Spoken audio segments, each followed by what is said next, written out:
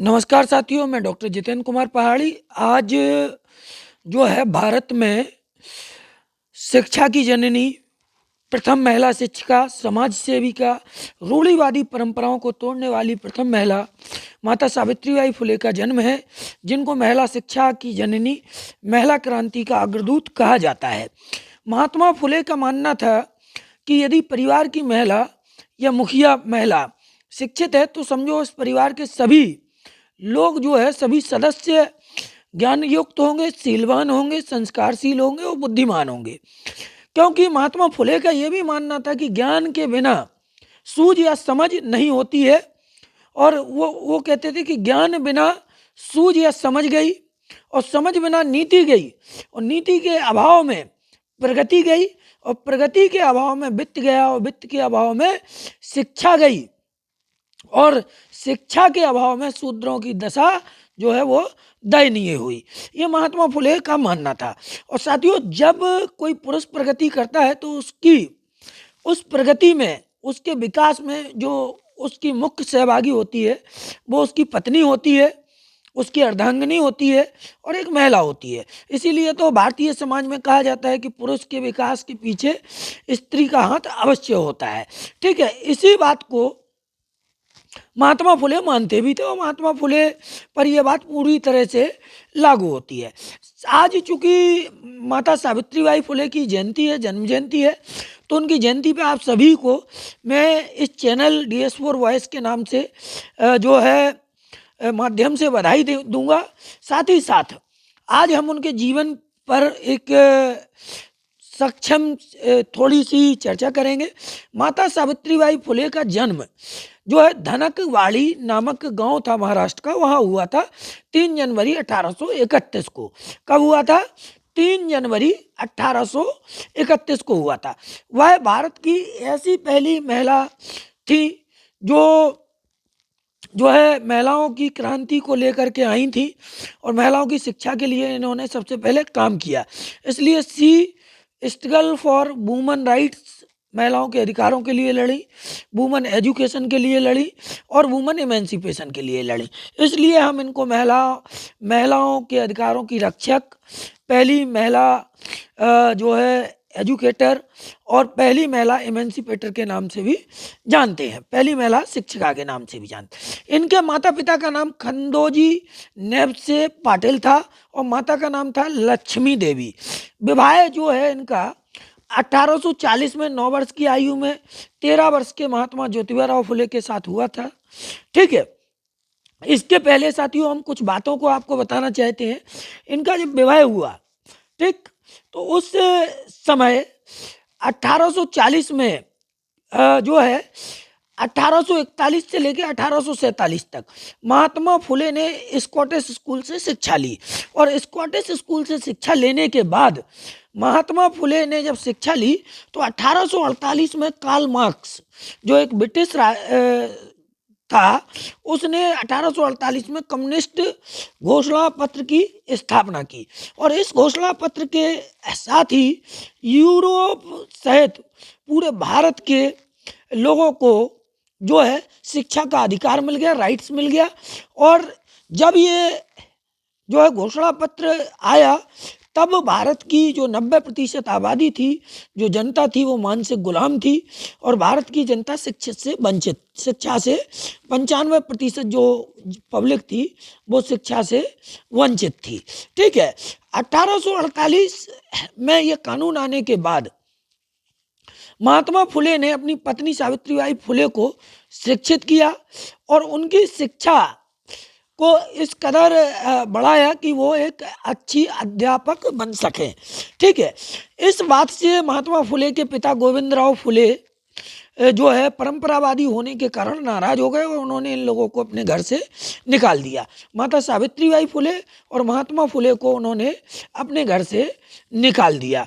ठीक है, महात्मा फुले को घर से निकालने के बाद जो है महात्मा फुले ने एक मुस्लिम परिवार था जिसने महात्मा फुले को रहने के लिए जगह दी। और आप लोगों ने पहली मुस्लिम शिक्षिका का नाम सुना होगा, फातिमा शेख। उनके भाई और जो है फातिमा शेख ने महात्मा फुले और उनकी पत्नी सावित्रीबाई फुले को रहने के लिए घर दिया, जगह दी। उसके बाद जो है 1848 में क्या हुआ कि महिलाओं को शिक्षा देना घर में आग लगाने के समान समझा जाता था। आज जिस प्रौढ़ शिक्षा की बात भारत की सरकार, उत्तर प्रदेश की सरकार और अन्य प्रदेशों की सरकार कर रही है, इस शिक्षा की जननी भी माता सावित्रीबाई फुले और उन जनक उनके पति महात्मा फुले को ही समझ सकते हैं, क्योंकि सबसे पहले महाराष्ट्र में या इस देश में कोई प्रौढ़ स्कूल खोला तो महात्मा फुले और माता सावित्रीबाई फुले ने खोला। 1848 में पहला स्कूल जो है पुणे में महात्मा फुले ने खोला और यह स्कूल खोलकर महात्मा फुले और माता सावित्रीबाई फुले ने 3000 सालों के इतिहास में पहला स्कूल खोल करके उस समय की जो सामाजिक व्यवस्था थी उसके खिलाफ एक डंका, एक बिगुल फूंकने का काम किया। और 1849 में, एक साल बाद, पति जो माता सावित्रीबाई फुले के पति थे महात्मा ज्योतिबा राव फुले तथा एक ब्राह्मण शिक्षक के साथ उन्होंने मिलकर के एक स्कूल खोला। ठीक है, 1851 में फिर उन्होंने 2 और स्कूल खोले और 1852 में पहला पुस्तकालय खोलकर जो है शिक्षा की एक बड़ी नींव डालने का काम किया। 1855 में पुणे में प्रथम रात्रि प्रौढ़ पाठशाला खोली, मतलब जो एडल्ट पुरुष या महिलाएं हैं उनके लिए स्कूल खोला सबसे पहले 1855 में। इसलिए प्रौढ़ शिक्षा का जनक भी महात्मा फुले और माता सावित्रीबाई फुले को माना जाना चाहिए। प्रथम महिला या बालिका स्कूल जो है 1857 में महात्मा फुले ने खोला, जिसमें 9 छात्राओं को एडमिशन दिया और माता सावित्रीबाई फुले ने पढ़ाया। इन 9 बालिकाओं या छात्राओं में से 6 जो बच्चियां थीं वो ब्राह्मण समाज की थी। साथियों, महाराष्ट्र गवर्नमेंट के अनुसार या महाराष्ट्र गवर्नमेंट के रिकॉर्ड के अनुसार उस समय महात्मा फुले और उनकी पत्नी माता सावित्रीबाई फुले ने महाराष्ट्र के अंदर लगभग 16 विद्यालय खोले। 24 सितंबर 1873 को महात्मा फुले ने सत्यशोधक समाज की स्थापना की, जिसका उद्देश्य विधवा पुनर्विवाह की शुरुआत करना, बाल विवाह पर रोक लगाना और महिला शिक्षा को बढ़ावा देना था। क्यों था? क्योंकि साथियों उसके पहले जब 1882 में हंटर कमीशन के समस्त महात्मा फुले ने मुफ्त और अनिवार्य शिक्षा की सिफारिश की, उस समय पूरा देश का जो 85% बहुसंख्यक आबादी थी, चाहे तो उसमें महिलाएं हो किसी भी वर्ग की और चाहे दलित, पिछड़े, आदिवासी, अल्पसंख्यक समाज के लोग हों, वो शिक्षा से वंचित थे, दूर थे। ठीक है, बाल विवाह उस समय बड़ी कुप्रथा थी और जिन औरतों के पति मर जाते थे उनको सती बना दिया जाता था जबरदस्ती। तो सती प्रथा विरोधी जो कानून अंग्रेज लाए वो महात्मा फुले के निवेदन के बाद लाए।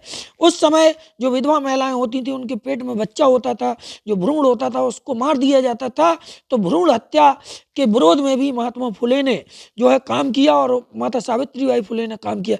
इन सब अन्याय के विरुद्ध महात्मा फुले और माता सावित्रीबाई फुले ने आवाज उठाई और सन 1860 में बाल हत्या प्रतिबंधक गृह बनाया और कुलटा कही जाने वाली गर्भवती महिलाओं की जीवन की रक्षा और उनकी प्रसूति यानी जो है बच्चे को जनने की समुचित व्यवस्था के लिए 1864 में गर्भपात विरोधी केंद्र की स्थापना कर समाज को करुणा और मानवता का परिचय दिया और साथ ही साथ जो उस समय की मनुवादी व्यवस्था थी, मनुस्मृति के अनुसार जो कानून बने थे उनके खिलाफ एक जंग छेड़ने का ऐलान कर दिया, एक मौखिक जंग छेड़ दी। बाल हत्या प्रतिबंध गृह और गर्भपात विरोधी केंद्र की स्थापना कर उनके द्वारा विधवाओं की प्राण रक्षा और भ्रूण हत्या की रक्षा तथा उनके नवजात शिशुओं के लिए शिशु गृह की स्थापना कर उनके समुचित देखभाल का कार्य माता सावित्रीबाई फुले और महात्मा फुले ने शुरू किया।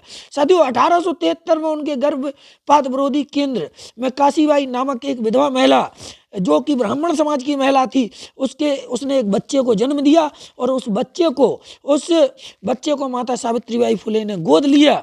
उस बच्चे को खूब पढ़ाया लिखाया। बाद में वह बच्चा जो है डॉक्टर यशवंतराव फुले के नाम से विख्यात हुआ।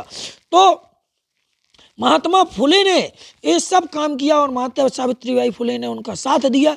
28 जनवरी 1853 को उस्मान शेख के घर में जो पहला बाल हत्या प्रतिबंध गृह बनाया था वो माता फातिमा शेख के जो है भाई उस्मान शेख के घर पर बनाया गया था। गर्भवती विधवा रूढ़ियों से पीड़ित महिलाओं के लिए यह एक शरण स्थल था, गृह था। अकॉर्डिंग टू पंकज शुक्ला, जो है प्रेस रिपोर्टर हैं, पंकज शुक्ला एक ब्राह्मण समाज के बेटे हैं, उनके अनुसार जो है पढ़ना लिखना सीखो वो भूख से मरने वालों, का खा गा पहचानो, अलिफ को पढ़ना सीखो, आ ई को हथियार बनाकर लड़ना सीखो। ये उन्होंने कविता लिखी है पंकज शुक्ला ने। और 2011 की जनगणना के अनुसार साथियों, अभी चूंकि नई जनगणना नहीं हुई है तो हम उसी जनगणना के अकॉर्डिंग सारी चीज़ों को जान रहे हैं। तो 2011 की सेंसस के अनुसार, जनगणना के अनुसार जो वुमन लिटरेसी रेट है वो 64.46% है। आज सरकार तमाम दावे कर रही है, सरकारों ने बहुत काम किया महिला शिक्षा के लिए, उसके बाद भी ये हालात है कि 64% से थोड़ा ज़्यादा जो है वुमन लिटरेसी रेट है। और पुरुषों का जो साक्षरता रेट है वो भी कोई ज़्यादा नहीं है, 84.14% है। ये हालात तब हैं जब हमारे देश में टूटी फूटी भाषा में नाम लिखने वालों को भी साक्षर माना जाता है। वर्ल्ड वुमन लिटरेसी रिपोर्ट के अनुसार जो है लिटरेसी जो रेट है, वर्ल्ड वुमन लिटरेसी रेट वो 80% है। महिलाएं पूरे संसार के अंदर जो 80% से ज़्यादा जो है पढ़ी लिखी हैं, लेकिन भारत में यही 64% पढ़ी लिखी महिलाएं मिलती हैं।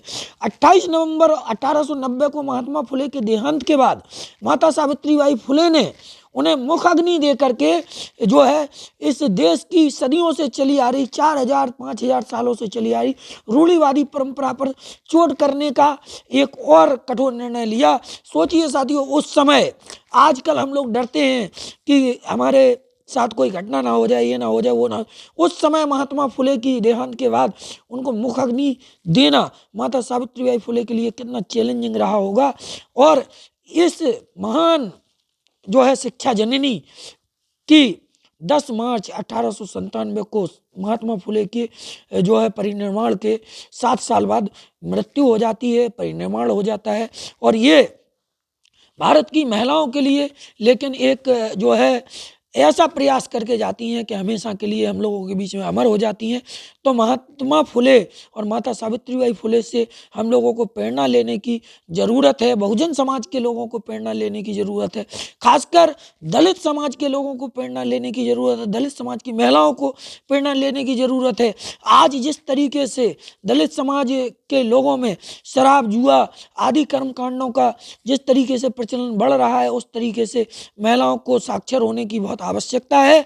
और अपने परिवार में इस तरह की जो परंपराएं बढ़ रही हैं, शराब जुए की लत बढ़ रही है, इसको रोकने के लिए आगे आने की ज़रूरत है। इन्हीं बातों के साथ मैं पुनः आप सभी का धन्यवाद करते हुए माता सावित्रीबाई फुले की जयंती पर सभी को हार्दिक बधाई देता हूँ, ढेरों मंगल कामनाएं देता हूँ। साथ ही साथ माता सावित्रीबाई फुले को नमन करता हूँ।